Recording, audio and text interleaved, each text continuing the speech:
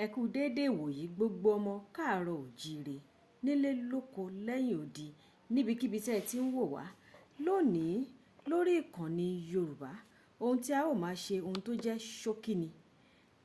Lónìí a ó máa gbé ọ̀kan lára àwọn àlọ́ àpamọ̀ Yorùbá yẹ̀wò tó lọ báyìí wípé ó ń lọ sọ́yọ̀, ó kọjú sọ́yọ̀, ó ń bọ̀ látọ̀yọ̀, ó tún kọjú sọ́yọ̀ o.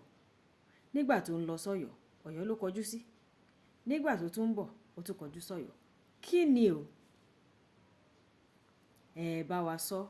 Tó ká má bàa dènà pẹnu. Ìlú ni o.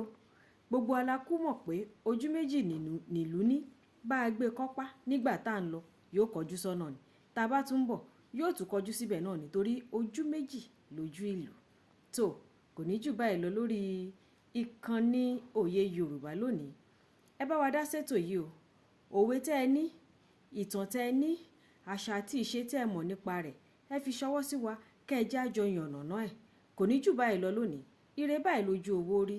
Ó dìgbà kan náà torí pé ire lójú wa máa rí. Ó dàbọ̀.